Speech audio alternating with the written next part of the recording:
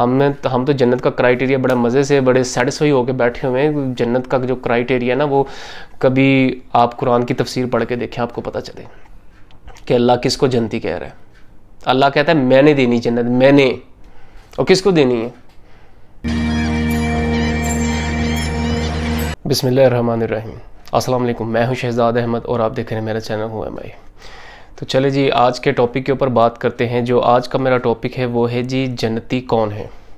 تو یہ بڑا ہی فیوریٹ ٹاپک ہے کیونکہ جنت ایک ایسا ورڈ ہے جو ہم مسلمانوں کی زندگیوں میں سب سے زیادہ اہم ہے. اب جب بھی ہم جنت کے متعلق سنتے ہیں تو ہم خوش ہو جاتے ہیں.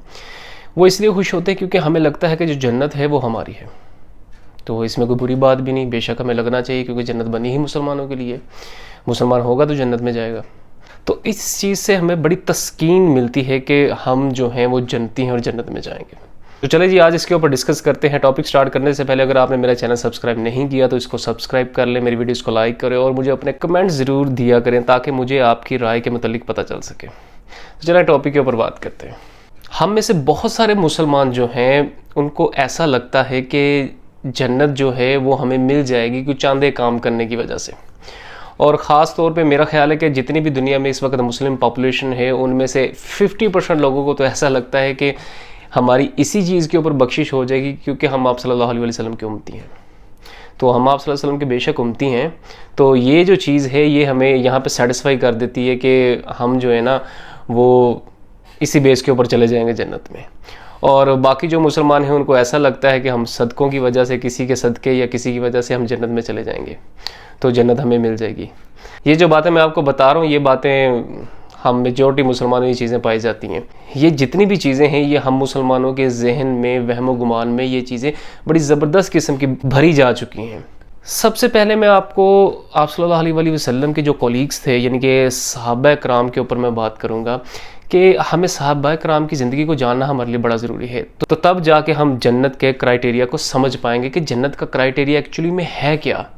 صحابہ کرام کو جن کو اللہ نے جنت کی بشارت دی کس بیس کی وجہ سے دی؟ ایسی دے دی کہ وہ صحابی ہیں, وہ مسلمان ہو گئے, وہ جنتی ہیں, اس لیے دے دی کہ یا اس کا کوئی کرائٹیریا تھا, اس کا کوئی راستہ تھا جس کے اوپر وہ چلے تھے, یا اس کا کوئی قانون تھا جو انہوں نے اپنے اوپر اس کو لاگو کیا تھا, اس کے اوپر چلے تھے تب جا کے ملی تھی. تو سب سے پہلے میں بات کرتا ہوں جی حضرت ابو بکر صدیق رضی اللہ تعالیٰ عنہ کی. حضرت ابو بکر صدیق رضی اللہ تعالیٰ عنہ جب مسلمان بنے تو اسلام سے وہ بہت زیادہ انسپائر تھے. تو ایک مرتبہ ایسا ہوا کہ آپ صلی اللہ علیہ وسلم خانہ کعبہ میں وہ طواف کر رہے تھے تو جو قریش کے جو لوگ تھے, جو کفار تھے, انہوں نے آپ صلی اللہ علیہ وسلم کے اوپر اٹیک کر دیا. جیسے ہی حضرت ابو بکر کو پتہ چلا تو وہ بھاگتے ہوئے آئے اور انہوں نے دیکھا اور وہ آتے ہی انہوں نے اٹیک کر دیا کفار کے اوپر. اکیلے تھے وہ, اور چلائے کہ تم ایک ایسے شخص کے اوپر اٹیک کر رہے ہو, ان کے اوپر ظلم کر رہے ہو جو تمہیں راہ حق کی طرف بلا رہا ہے. اور جو کفار تھے انہوں نے آپ صلی اللہ علیہ وسلم کو چھوڑ کے حضرت ابو بکر صدیق رضی اللہ تعالیٰ عنہ کے اوپر اٹیک کر دیا. اتنا مارا کہ حضرت ابو بکر صدیق رضی اللہ تعالیٰ عنہ بے ہوش ہو گئے. اور حضرت عائشہ صدیقہ رضی اللہ تعالیٰ عنہ بتاتی ہیں کہ جب حضرت ابو بکر صدیق گھر میں آئے تو ہم نے ان کی حالت دیکھی تو ہمارے آنسو نہ رک پائے, کیونکہ ان کے جسم سے ہم جہاں بھی ہاتھ لگاتے تھے وہاں سے ان کے جسم کے بال اتر آتے تھے, ان کے جسم سے اتنا لہو بہہ رہا تھا. اور حضرت ابو بکر صدیق رضی اللہ تعالیٰ عنہ بالکل بے ہوش ہو چکے تھے. تو جیسے ہی حضرت ابو بکر صدیق رضی اللہ تعالیٰ عنہ ہوش میں آئے تو انہوں نے ہوش میں آتے ہی سب سے پہلے یہی پوچھا کہ آپ صلی اللہ علیہ وسلم کیسے. تو جو ان کی والدہ تھی ام جمیل, وہ اس وقت مسلمان نہیں تھیں, تو ان کو بڑا غصہ آیا. انہوں نے کہا جن کی وجہ سے تمہارا یہ حال ہوا ابھی بھی تم ان کا پوچھ رہے ہو. تو حضرت ابو بکر صدیق رضی اللہ تعالیٰ عنہ نے کہا کہ نہیں, مجھے ان کی حالت کے متعلق جاننا ہے وہ کیسے. تو انہوں نے اپنی والدہ کو حضرت عمر فاروق رضی اللہ تعالیٰ عنہ جو تھے, ان کی جو بہن تھی جو فاطمہ تھیں, ان کے پاس بھیجا. وہ آئیں اور انہوں نے آ کے حضرت ابو بکر کو بتایا کہ ان کی حالت بہتر ہے اور وہ دار ارقم میں ہے. اور حضرت ابو بکر صدیق رضی اللہ تعالیٰ عنہ نے اپنی والدہ سے کہا کہ مجھے فوراً لے کے جائیں وہاں پہ.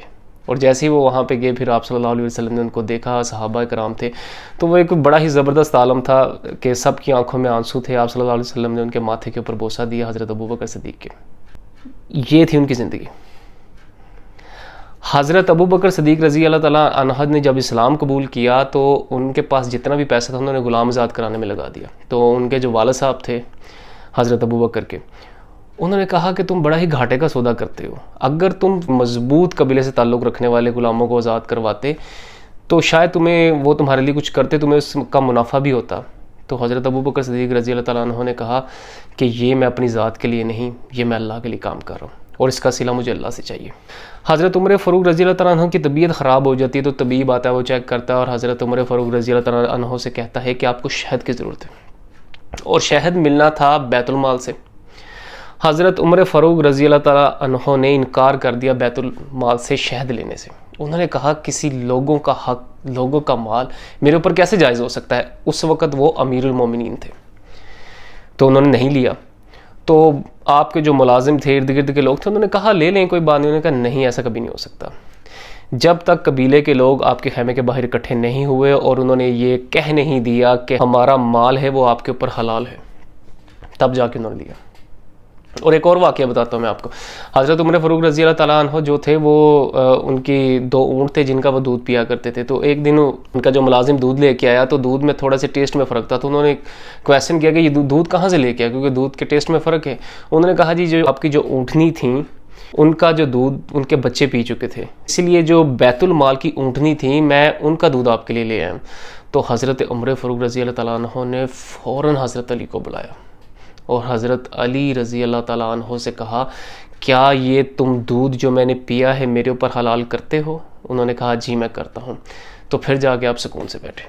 اس کے بعد بات کریں جی حضرت علی رضی اللہ تعالیٰ عنہ کی۔ جب وہ اپنے وقت کے حکمران بنے تو حضرت علی رضی اللہ تعالیٰ عنہ کا ایک ذرہ گم گیا۔ ایک مرتبہ حضرت علی رضی اللہ تعالیٰ عنہ اس طرح بازار سے جا رہے تھے کہ انہوں نے اپنا ذرہ ایک یہودی کے پاس دیکھا، تو حضرت علی نے کہا کہ یہ جو ذرہ ہے یہ تو میرا ہے۔ تو یہودی نے کہا نہیں جی یہ تو میرا ہے۔ تو حالانکہ آپ وقت کے حکمران تھے تو آپ جو تھے وہ فیصلہ جو ہے وہ عدالت میں لے گئے، اور عدالت کے جو قاضی تھے وہ قاضی شریع تھے۔ قاضی شریع جو تھے وہ اس وقت کے بڑے زبردست قسم کے قاضی تھے، کیونکہ انہوں نے اس وقت کے حکمران کے خلاف فیصلے دیے ہوئے تھے۔ تو فیصلہ جو ہے وہ قاضی شریع کے پاس چلا جاتا ہے۔ تو قاضی شریع حضرت علی رضی اللہ تعالیٰ عنہ سے پوچھتے ہیں جی آپ ثبوت دیں کہ یہ ذرا آپ کا ہے، تو آپ کے پاس کون سا ایسا ثبوت ہے؟ تو حضرت علی کہتے ہیں جی میرے 2 بیٹے گواہ ہیں، ان سے گواہی لے لیں۔ تو قاضی شریع کہتے ہیں آپ کو پتہ ہے کہ بیٹوں کی گواہی نہیں مانی جاتی۔ تو حضرت علی رضی اللہ تعالیٰ عنہ کہتے ہیں آپ کو پتہ ہے کہ میرے بیٹے کون ہیں؟ آپ صلی اللہ علیہ وسلم نے ان کے متعلق کیا کہا ہے؟ تو قاضی شریع کہتے ہیں کہ میں بے شک میں جانتا ہوں، اگر میں اس بیس کے اوپر فیصلہ دے دوں تو میرے لیے اتنا ہی کافی تھا کہ آپ نے یہ کہا کہ یہ ذرہ آپ کی ہے تو میں اسی وقت آپ کو دے دیتا، لیکن مجھے قانون کے تقاضے پورے کرنے ہیں۔ تو حضرت علی نے کہا میرے پاس تو بس میرے بیٹوں کے علاوہ یا میرے غلام ہیں ان کے علاوہ تو میرے پاس کوئی گواہی نہیں۔ تو انہوں نے کہا نہیں ان کی گواہی قبول نہیں ہوگی۔ تو قاضی شریع نے وہ ذرہ جو ہے وہ یہودی کو دے دی۔ اب یہودی یہ سارے معاملات دیکھ رہا تھا، اور یہودی جب یہ دیکھا تو وہ کھڑا ہو گیا، ماننے سے اس نے انکار کر دیا کہ کوئی ایسا دین بھی ہو سکتا ہے، اتنا عدل و انصاف والا دین۔ تو اسی وقت وہ کلمہ پڑھ لیتا ہے اور مسلمان ہو جاتا ہے، اور وہ ذرہ جو تھی وہ خود یہودی حضرت علی کو دیتا ہے کہ یہ واقعی میں ذرہ آپ کی ہے۔ اور حضرت عائشہ صدیقہ رضی اللہ تعالیٰ عنہ کی اگزامپل لے لیں۔ اس وقت امیر معاویہ کے دور میں حضرت عائشہ رضی اللہ تعالیٰ عنہ کو 70,000 درہم ملتے ہیں، اور وہ کیا کرتی ہیں، وہ شام ہونے سے پہلے ہی وہ 70,000 درہم جو ہیں وہ بانٹ دیتی غریبوں میں۔ اور آپ کی جو ملازمہ تھی وہ آپ سے کہتی ہیں کہ کم از کم تھوڑے پیسے تو بچا لیتی، کیونکہ گھر میں کھانے کے لیے کچھ نہیں اور آپ کا روزہ ہے۔ اور حضرت عائشہ آگے سے کیا کہتی ہیں، کہتی او تم نے پہلے کیوں نہیں مجھے بتایا۔ اور حضرت عائشہ کی جو بہن حضرت اسما تھی ان کو چیریٹی کرنے کا اتنا شوق تھا کہ وہ سم ٹائمز وہ قرضہ لے لیتی تھیں چیریٹی کرنے کے لیے۔ تو یہ جتنی بھی میں آپ کو باتیں بتا رہا ہوں نا، یہ میں ایکچولی میں آپ کو بتا رہا ہوں کہ جن کو جنت کی بشارت ہوئی ہے، جن کو ہم کہہ سکتے ہیں کہ وہ جنتی ہیں، ان کی زندگیاں دیکھیں اور آج ہم اپنی زندگیاں دیکھیں اور کمپیریزن کریں کہ ہم کہاں پہ پورا اتر رہے ہیں۔ ہمیں لگتا ہے نا ہم جنتی ہیں، اب یہ 4 کام کر لو، وہ 5 کام کر لو، تمہیں جنت مل جائے گی، بڑا ایزی ہے۔ کوئی ہم میں سے کوئی ایک اچھا کام کر کے دنیا سے چلا جاتا ہے، ہم پیچھے سے کہہ دیتے جنتی ہے۔ آدھی زندگی تو ہماری اسی بیس کے اوپر گزر جائے گی کہ اس کے صدقے اس کے صدقے، یا پتہ نہیں کیسے ہمیں جنت مل جائے گی، اس خوش فہمی میں ہم رہتے ہیں۔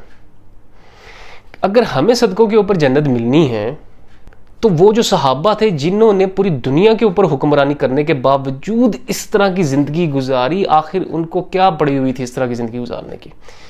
سب سے زیادہ حقدار تو وہ تھے جو آپ صلی اللہ علیہ وسلم کے قریب تھے۔ پھر اللہ کے کرائیٹیریا کے اوپر انہوں نے کمپرومائز کیوں نہیں کیا؟ کیوں انہوں نے اپنی زندگیاں اللہ کے راستے کے اوپر صرف کر دیں اور ایک ذرہ برابر بھی اس سے ٹس سے مس نہیں ہوئے وہ. یہ سوچنے والی بات ہے, یہ لمحہ فکری ہم لوگوں کے لیے. ہم بڑے سیٹسفائی ہو کے بیٹھے ہیں. اور میں آپ کو ایک بات بتا دوں, یہ جس دور کے اندر ہم زندگی اس وقت گزار رہے ہیں نا, یہ بڑا ہی دھوکے والا دور جا رہا ہے. بہت دھوکے میں رکھا ہوا ہے ہم نے اپنے آپ کو. جس لیول کا کڑا حساب ہم لوگوں کا ہوگا, ہم امیجن تک نہیں کر سکتے کہ ہمارے ساتھ ہونا کیا ہے. میں تو جب ان کی زندگیوں کو پڑھتا ہوں اور جب میں اپنی زندگی کو دیکھتا ہوں, میرے تو رونگٹے کھڑے ہو جاتے ہیں میرے جسم کے, کہ ہم تو 1% بھی کہیں بھی پورا نہیں اتر رہے. اب میں چھوٹی سی اگزامپل دیتا ہوں. مجھے پتا ہے کہ فلسطین میں کیا ہو رہا ہے, کشمیر میں کیا ہو رہا ہے, مسلمانوں, عورتوں کے ساتھ, بچوں کے ساتھ کس لیول کا ظلم ہو رہا ہے, اور میں اپنے گھر میں بیوی بچوں میں بیٹھا ہوں اور انجوائے کر رہا ہوں. اور اس وقت کے جو صحابہ تھے وہ گلیوں میں, بازاروں میں نکلتے تھے یہ دیکھنے کے لیے کسی کو کچھ چاہیے تو نہیں. اور وہ وقت کے حکمران نکلتے تھے. کبھی جا کے حضرت عمر فاروق رضی اللہ تعالیٰ عنہ کی زندگی پڑھیں آپ. وقت کا حکمران ہو کے اپنا بوجھ خود اٹھاتے تھے وہ, اور صحرا میں جا کے ڈھونڈتے تھے رات کے اندھیرے میں کہ کوئی بھوکا تو نہیں سو رہا.